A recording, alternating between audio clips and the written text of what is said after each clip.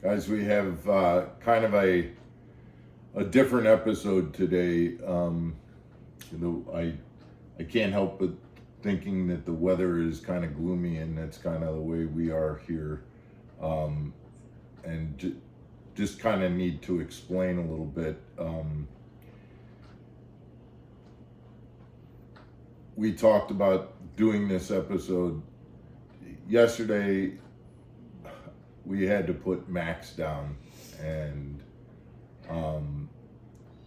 whether or not to talk about that on the channel was a decision that we talked about, and there were some things that we decided that it made sense to do. Number one, we've talked about the fact that we are gonna kind of share what we are and who we are, and so from that standpoint, we felt like it was the right thing to do. On the same token, a lot of my fishing friends and people who fish the invitationals know that Max was with me a lot during those. He would come to some of the travel with me and fish in the boat, and he loved to fish. He loved to be in the boat, and so as a way to kind of, inform people about that as well, and just to kind of share a little bit, not to sensationalize or anything like that. We're not doing that. It's just wanting to kind of share with you and kind of remember Max. And I have to be honest, I'm also being a little bit selfish. I kind of felt like this was a way for me to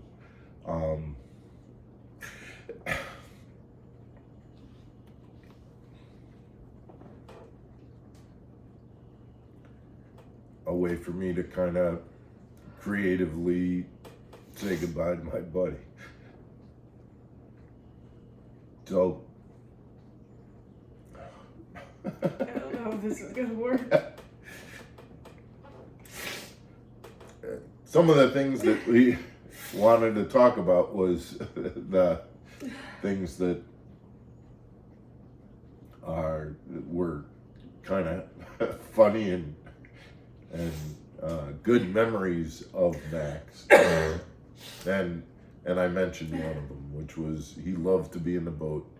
Anytime he saw me getting ready to go fishing, whether it was at the lake house or whatever, he would get all excited, and he would run down to the boat and wait for me down at the boat.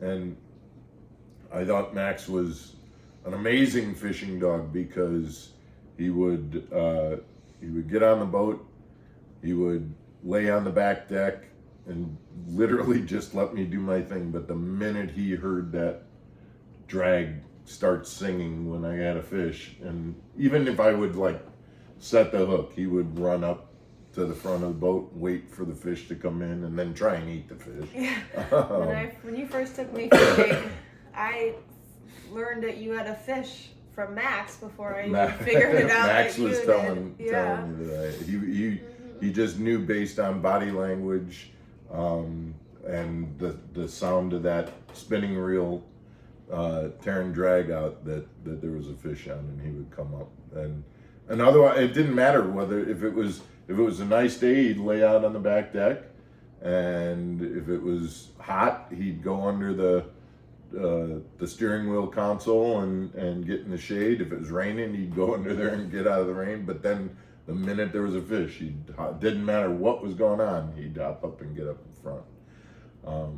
It's just funny because he didn't even like to swim. Oh, he was not big on the water at all. I never had to worry about him jumping in after. He would bark at ducks and geese, and he would bark at every buoy in the water. It didn't matter whether it was a no-wake buoy or a can for to tie up a sailboat or whatever. If it was floating in the water, if it was a stick sticking out of the water, he thought it was a sea monster, and he would just bark at it and bark at it.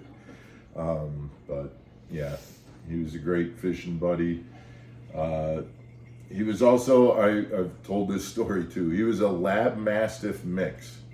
And he had that Mastiff protective barking, but the lab, hey, let's go out and play, but that lab let's go out and play would last for about 5 minutes, and then he would, okay, I'm ready to go lay down, which is so much like my personality. He was a perfect dog for me. Like, I'm ready to go, and then okay, I've had enough.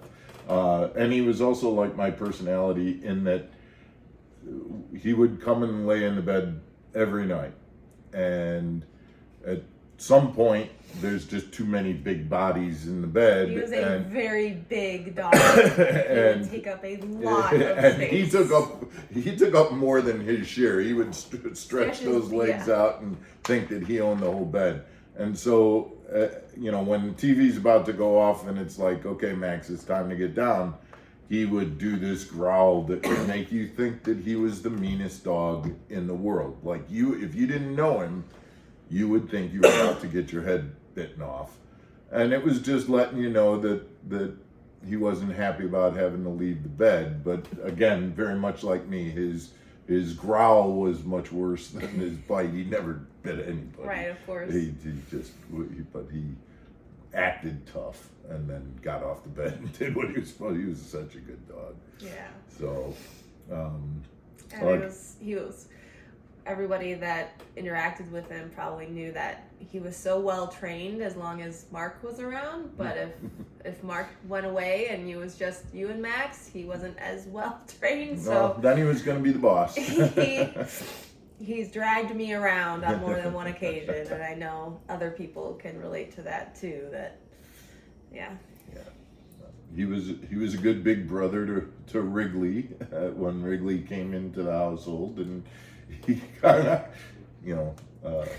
well, you said the 5 minutes of playing, he would go outside and he'd run around with Wrigley for like 5 minutes, and then he'd just be like... Then he'd lay down and Wrigley would jump all over him and he'd be like, I'm done already. I'm done, like, get off of me. Right.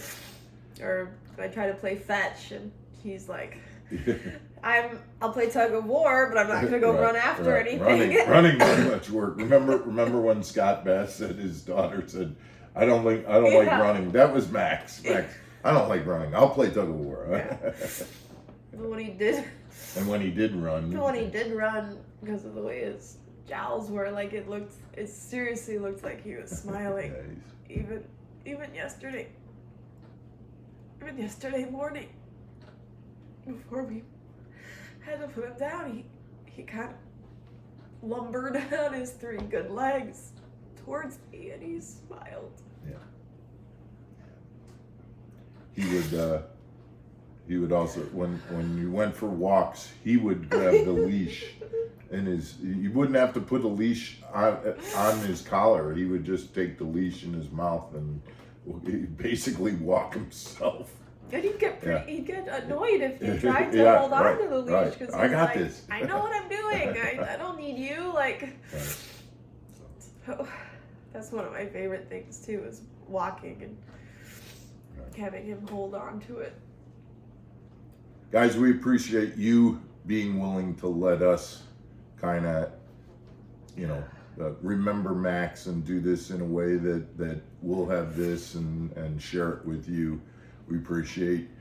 This is kind of one of those times when being part of a community, this kind of lets us do this with our community, and don't think it isn't appreciated that you're willing to be there on that end of the camera for us. We appreciate that. Yeah.